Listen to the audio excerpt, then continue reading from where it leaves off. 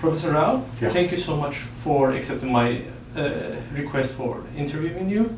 It happened at the very last minute. I couldn't give you time to think, but thank you so much for accepting anyway. Thank you, Ali.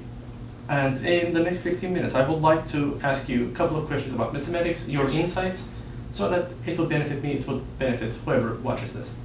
Right? So with that, let me start the timer and we can talk about some things about mathematics. And the first thing that I would like to ask is, what do you think is a mathematician? Who is a mathematician? Mathematician is one who invents structures. Okay? So it's not clear it is there in nature. What do we invent it? For example, one example is square root of 2. Simplest example. Yeah. And the other things are like e, pi, etc. Okay. Do they exist? What's your opinion? They definitely exist because I have been training mathematics for so many years. But you are right. So they're not so seemingly natural that they're not counting numbers or they're not an easy thing that you can say, oh, that is square root of 2. You just need to think of the concept first and then make it into the mathematical reality, maybe, right? So, in that sense, so maybe I can ask you, what is mathematical reality to you? No, it's not a question of mathematical reality. Question is, we say that if you can, for example, a table is real in the sense that you can touch it, etc., etc. Square root of 2 is a concept. Yeah. What is a concept? Concept is it in your head, or is there something in another universe which is where that is real? Well, I mean, one example is square root of 2. Yes. Yeah, that is definitely a hard question to tackle. But we use it every day. Oh yeah, definitely. We definitely use it every day. Yeah. And the point is, yes, it is, although we understand it through our minds, and mind only, that we cannot touch it as a physical object, so it is not understood by our physical senses. We understand this existence in this structured universe of mathematics, and that it is a reality in that way. So it's a different universe than the universe we are living in? I don't think they're necessarily different, but there are many dimensions that our physical body can experience. I think mind is more open to these type of things. At least that is my thought. And what about your thought? So no, the point is the physics says there is matter and energy. They are indestructible. Okay? So question comes, is a concept like square root of 2, is that matter or is it energy or what is it? Is it a third thing? It is definitely a constant, so it cannot be changed. At least it fits that the preservation rules. It is on its own, it's not changing anywhere, it's not going anywhere, right? But maybe I should turn this question on to you, that you're doing research in partial differential equations, and it is really connected with these type of physical problems. I'm doing, no, not partial, probability. Yes, you're right, my apologies. Still, it's only because I saw the partial differential equations books just a second ago. Yeah, so you're really maybe more so closely connected than I am to the engineerings, to the real world applications, in that sense. That so how do you think mathematics translates to that? How do you think that mathematical reality, which I'm not so clear about, translates to the physical reality that we live in? Yeah, I see. That's I have been thinking about this for the last several months. I do not have an answer, because I always wonder if physicists say there are some laws that apply to physics, and physics, matter and energy cannot be destroyed. They can change one state to another, but the ideas that you have what is that? Is it a third thing, third entity in the universe, or what is it? Actually, it's a really good question because you can actually spread ideas. That's not that it's preserved. You can just spread the ideas and it grows too in size. It's a really hard question. The way that I was thinking of mathematics is because we don't have controlled experiments. We don't.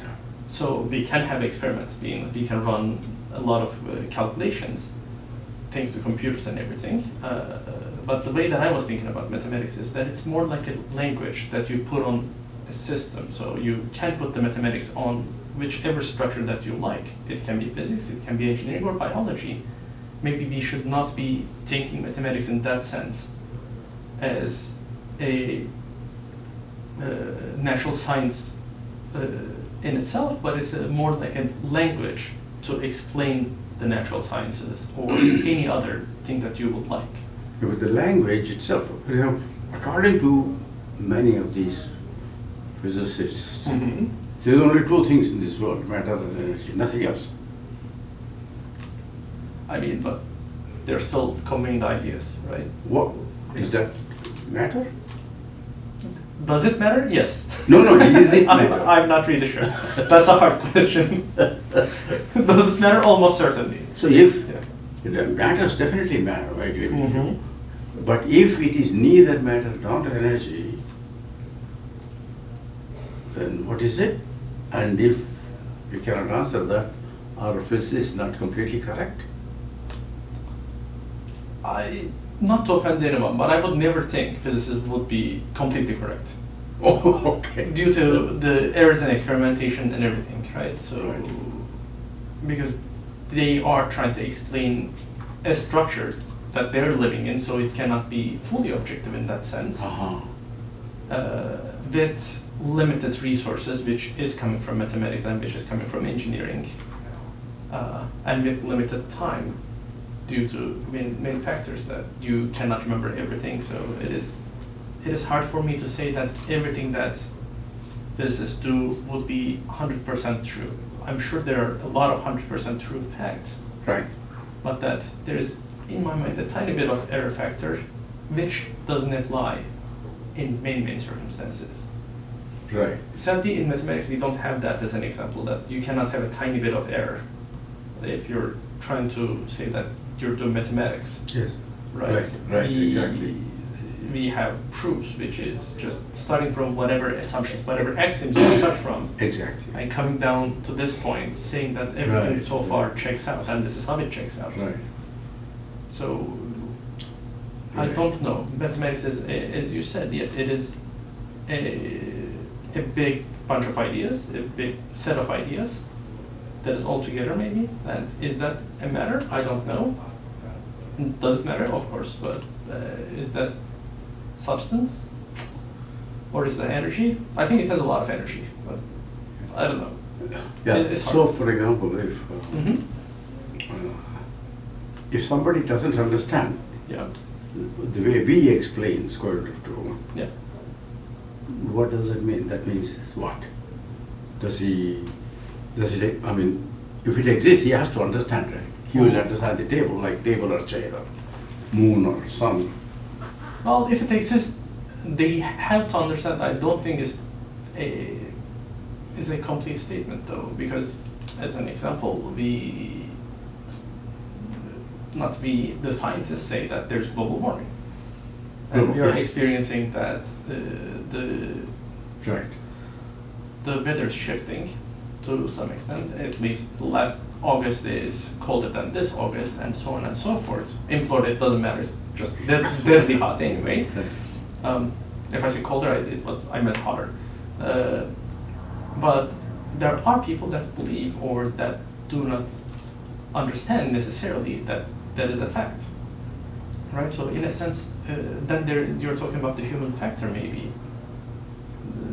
They may not understand square root of 2 the way that you explain to them, but it might be due to the fact that they're not interested.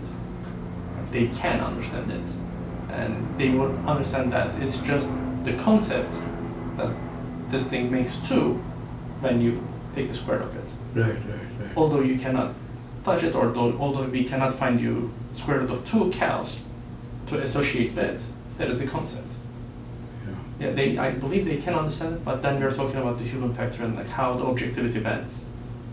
So therefore you are, if I'm correct, pardon me if I'm incorrect. No, that's So you are constructing a different universe for mathematicians. Concept, everything is concept. well, the way that we're doing work is that we start with pawn axioms or a group of axioms, and we're building on top of that and justifying every single step. And You never question the axioms. Hmm? You do not question the axioms, right? You can, but then you would create a different set of mathematics. You can just say there's no infinity. There are people like that. They're saying infinity. Why are we taking limits to infinity? Right? Then the mathematics will bend that way. Or you can change your geometry, which is a wide idea in itself. So in that sense, I think mathematics also gives you that freedom. That yes, it is a really rigid structure system, but it gives you the freedom that you can just start from one point and say, I don't like this. What happens if I don't have that? Or what happens if I have this instead of that? Right? So, for example, our math, according to, I do not know much physics, any physics at all, but according to many of them that I talk to, they say our laws do not apply inside black hole. So, well, our laws apply wherever you would like to apply them, I guess. In a sense that you don't apply the laws, you just look for the structure and try to extract the information from that. I don't know why it would be wrong in a black hole. it doesn't seem, that's what they say, for example. Interesting. They are. For example, the new thing is about this instantaneous communication, which violates the speed limit, c, light.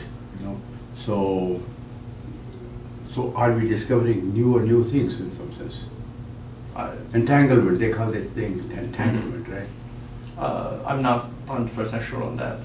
I wasn't paying that much attention. But maybe we should also check if these scientists, these physicists, were quoted correctly. Oh yeah, that's correct. You are right. The funny thing is, 100% right. Yes. As an example, that we have this old UF graduate, J. Pantone. He wrote a good paper about the super permutations, and to the point that it gained some media attention, and he was interviewed over the phone. Okay. But then I read his interview, and at the end of the interview, he says something like, according to the interviewer, he says something like, "Oh, that's why he likes mathematics, because everybody can understand the problems." And I made fun of Jay. I said, "Oh, hey, what about that? I don't think everybody can understand any problem. It's not true." And he said they misquoted me. Oh. Because in my mind, the interviewer didn't understand what Jay was saying. Correct. So the point is, the person parsed it to the nearest idea that they have. Yes. So this leads to so many interesting questions. For example, meaning of understanding. So is it different people understand differently? Even though we may agree that we are understanding the same thing, but are they really? Or we are only looking at a small part?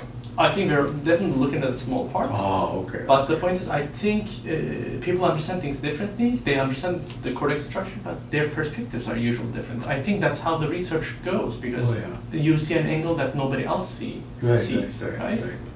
And because you're right. I always feel like that anyone can write the things that I have written. Good. But then people sometimes give me compliments, and all I think is, well, you could have done it too. It wasn't that profound of an idea. But maybe it is. Maybe in a sense that it's not the profound, that idea being profound. It is just that, from my perspective, that seems clear. From where I'm standing, I can see that path. But from where they're standing, it is harder. Yeah. So maybe I should ask you about this.